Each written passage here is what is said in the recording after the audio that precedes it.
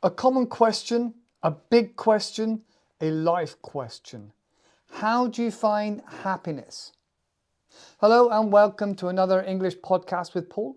I'm your host, Paul, and we talk naturally, natively, about topics that are interesting to me and to you.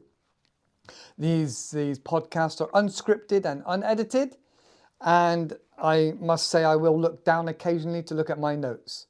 If you feel that you'd like to offer a topic or something to have a conversation about, or even just an interview, then mention so in the comments and we can connect and have a conversation. Right, so today, happiness. All right, so define happiness. There are many books, seminars, films, YouTube videos, all dedicated to happiness. Everybody's in search of it. Can't find it. Where is it? What is it? Happiness. That's the pinnacle of life. You have to have happiness. Okay, so first of all, whether it sells books or whether it sells audios and podcasts, whether it's worth making a film about, or whether it's just part of philosophy that you're peddling. Happiness is an interesting term. I think there's a lot of worry and concern that people are constantly looking for this happiness. Now, happiness not only comes in many disguises and variations, but also it comes at a cost. And I believe also it comes with practice. So let's break it down a little bit. What exactly is happiness? So some Stoics may say that happiness is just a state of mind and a state of being present. Some people may say that happiness is feeling content, feeling valued and needed and wanted, and others may say it's about valuing their life, even thinking about life in general. Happiness is something people seem to be in pursuit of. So, happiness. As I said, for different people, it's different things. It can come in all shapes and sizes. Some of it can be depending on how long you've been searching for a thing. But for some people, hang on, let me backtrack. Some people do find their happiness in their work, in their servitude, in their using of their hands and their brain. Some people find happiness in having children and doing what they feel their body and they're meant to do, having children. Some people find happiness in getting that perfect job or that perfect role in a theatre. So lots of people do find happiness. How many people find happiness? Well, that's hard to quantify because you can have happiness and lose happiness at different times of your life. So it seems to be fleeting, or it seems to be a state of mind, or it seems to be something somewhere in between. Now, I can only speak from personal results, and each person's idea and thoughts of happiness is all very subjective and individual. But there are a few things to consider. And that would be from the body, would be chemical makeup of happiness. So we have different things in our body that can help with happiness and also sadness. And I am not a doctor. I am not a bioengineer. I'm not anything to do with the body in regards to a professional. But I've done a little bit of research, only a little bit. And there seems to be a correlation between happiness and these hormones.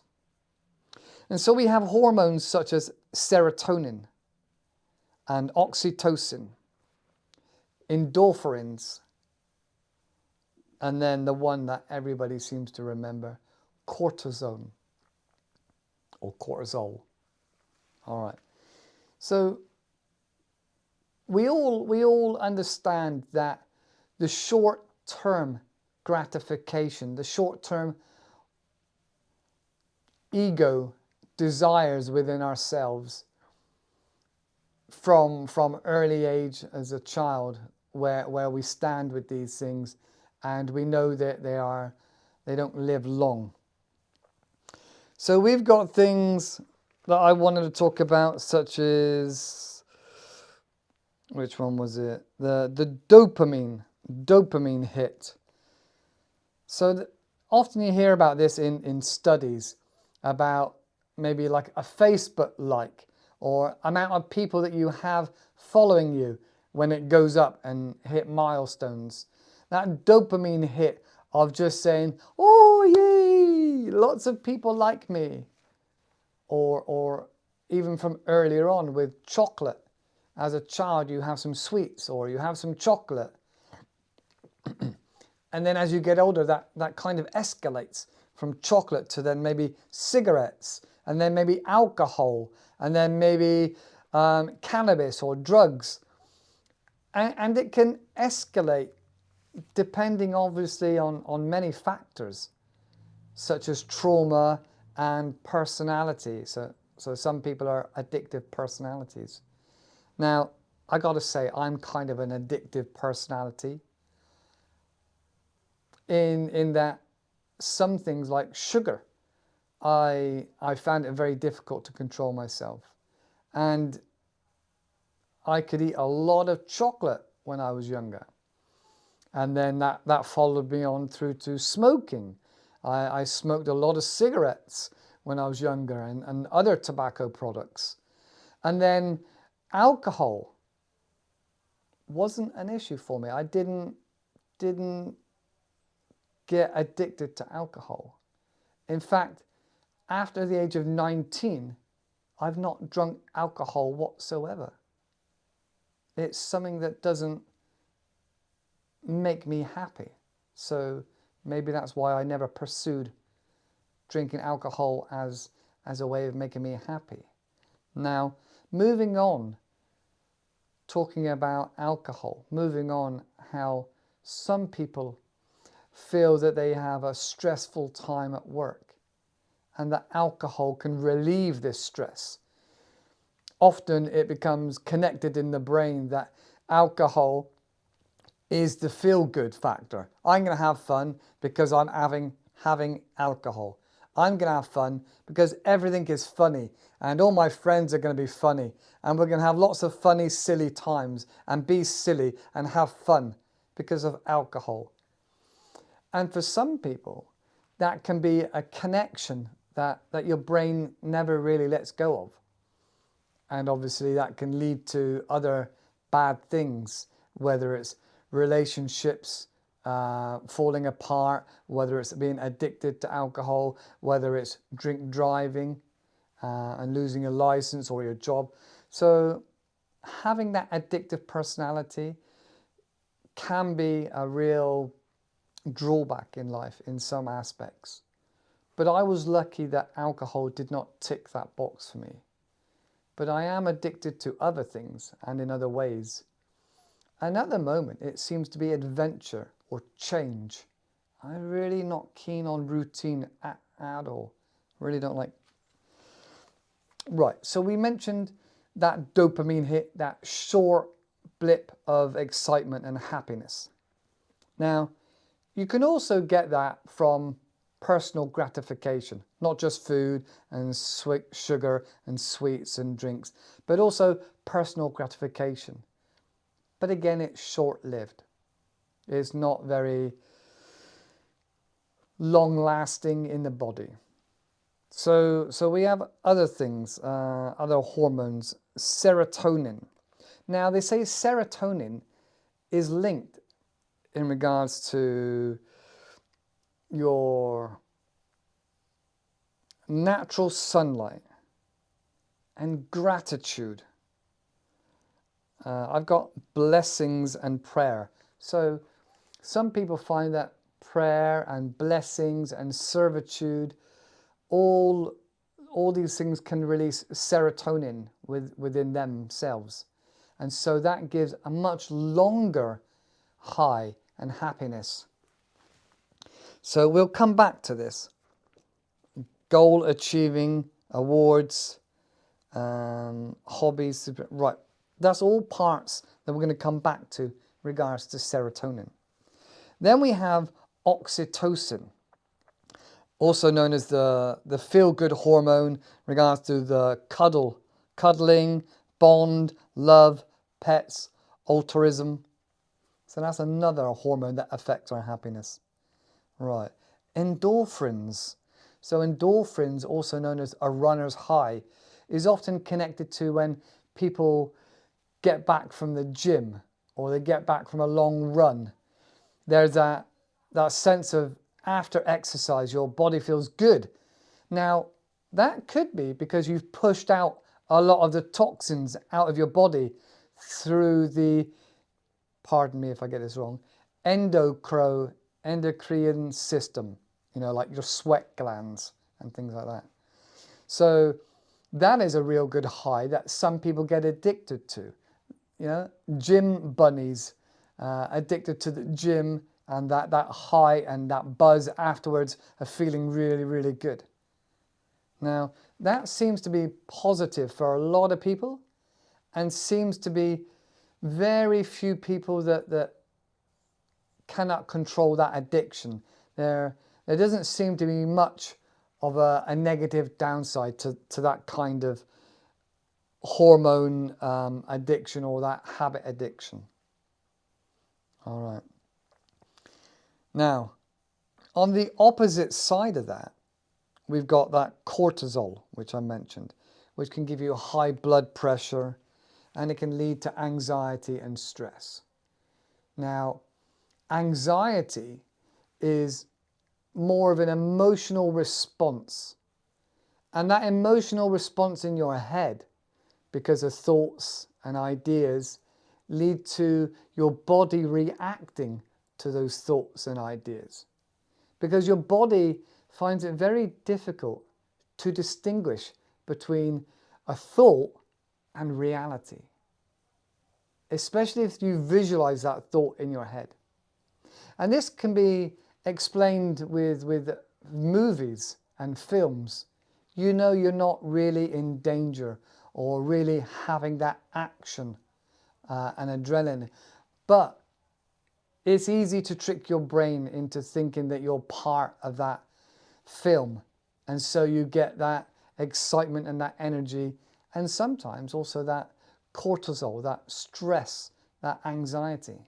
So anxiety is from the mind, and then your body believes it happening. So your body then changes in regards to maybe your breathing or your pulse or your heart rate.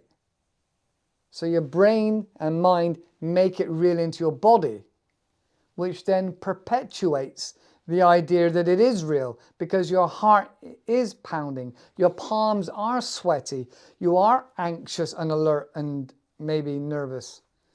So it is like a self-fulfilling prophecy. The more you believe it, the more it's happening. Now, one way to combat this doesn't work for everybody, but one way to combat this is through breathing and grounding yourself in the moment and grounding yourself in physically, literally where you are and what you're doing. And I'm not an expert, but I know there's exercises you can do where you start taking awareness of your breathing and your surroundings, and you talk to yourself about feeling your feet on the ground, feeling your legs or your bum on the cushion, breathing in the air, smelling, seeing, listening, taking in your senses to explain to your brain that you're not in danger, you're not fearing for your life. And so these unwanted body reactions are a figment of your imagination. They are perpetuated by your imagination, and that is not real. So that's one exercise I'm aware of that people use.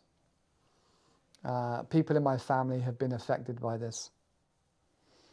Also, with this cortisol and the bad stress hormone, can be work, your work-life balance. You're working hard for lots and lots of hours and not having enough time to de-stress, relax, and balance out this life stress of work. And so maybe, I don't know, I'm just talking honestly here, maybe that's one of the reasons why I enjoy adventure. I enjoy not being stuck in a routine and feel like I'm doing things with my life. Because depression and anxiety for a lot of people ends up being the root of this is death anxiety. But it is masked, it's covered by lots of other thoughts, other ideas. Because we're all going to die at some point. Many of us are never going to know when we die. And that perpetuates a lot of fear for some people. Now, often that fear of anxiety is because we have not lived our true full life. We have not done all the things we want to do. We're living the life that other people want us to live. Whether it's our friends, our parents, or our peers. We are sometimes not being true to ourselves. So that is often where death anxiety comes from. So as we said about these different hormones playing a big part in our happiness, that cortisone has the opposite effect of making us feel stressed and unhappy, and depression.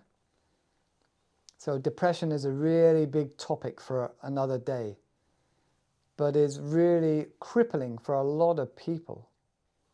It's really hard to see how to get yourself out of depression for many, many people. I myself have only experienced it a few times, and for me it's a period of growth and reflection and time that I'm able to get my head out of the depression and look to the future. So it's different for everybody, it seems, and some people cannot get themselves out of it. But another way to get yourself out of depression is by doing some of these things that experts recommend. Not just exercise, and not just having a pet or having a loving relationship. So going back to the cuddles and the endorphins from the runner's high, and the cuddles from having a loved one or a pet, and a pet, and altruism, doing something for somebody else without expectation of reward. Sometimes that is really good, and like I said, that comes back to like servitude as well. But just helping others, thinking of others, that is another aspect that can help. And the other one was serotonin, in regards to having a hobby that you can get involved in and let go of all your troubles and worries and concerns, and just be consumed in the moment of your hobby, of your enjoyment, of your getaway. That can really help, that serotonin. Along with achieving awards, whether it's awards for sport or academic achievement or within the workplace, just acknowledgement and feeling valued in the world, you know. I know it's a part of your ego, and that is normally expected to be a negative thing. But sometimes telling yourself that, yes, I am good. I've got an award for being very good at this or this, can really help you remind yourself that you're a good person with lots of abilities to do a lot of great stuff. One of the things I've done in the past is had either a physical or online version of a cookie jar. And the cookie jar is basically a vessel or a container where you put in your achievements in life. Whether you've achieved having children, whether you've achieved passing your car test, or whether you've achieved getting your dream job, or whether you've achieved of going to your dream country, your dream holiday. Any of these things that you may seem frivolous are achievements. And these achievements should be recognized and kept so that when you are feeling down or feeling low, you can put your hand into the cookie jar and take out some of these achievements to remind yourself that you are a great person. You can do things that you choose to do. So a cookie jar helps me. So, talking about serotonin, oxytocin, these endorphins, and the opposite regards to the cortisol. These hormones really can play a big part in your happiness. And some people, as I said, are constantly in search of happiness. But many books and experts will tell you that it's not something you search for. It's something that you have inside you all the time. Like a child. A child is naturally, natively happy. It's content. A child is without concern of the future or the past. A child is natively happy because it's inside them already. And it's really, really hard as adult humans to look back inside yourself and find that happiness, that contentment, because it feels like we're always chasing something. We're always looking for something. Yet happiness can just be in one moment, which can stretch into many, many moments, which can stretch with practice into permanent feeling or almost permanent feeling. Often you hear of Buddhas and monks talk about finding servitude and finding happiness within the simplest of things. But definitely feeling grateful for what we do have really helps me out and to feel happy. And yes, I seem to be chasing adventure. So happiness is easy to lose and sometimes easy to find, but we all seem to be searching for it. Happiness is a state of mind. Now, meditation can be very difficult for many people, including myself. Meditation, people often say, can help you be connected with the present moment. And Eckhart Tolle and many others that talk about meditation and being in the moment and being present say is like a kind of meditation, and how that can bring you stillness and calmness. But when I think of Dr. Irvine Yalom And he expresses that without pain and suffering, you're not going to know what happiness is. And if you fulfill your life by doing what you feel you should be doing what's right for you and what you believe in, then happiness should be second nature and easy to you, because you're not denying yourself and that you're aware that you will die at some point. There's no getting away from it. You will die. And accepting that and accepting your life by living it to the fullest, I believe to be one of the most honest and simplest ways to find happiness. So for me,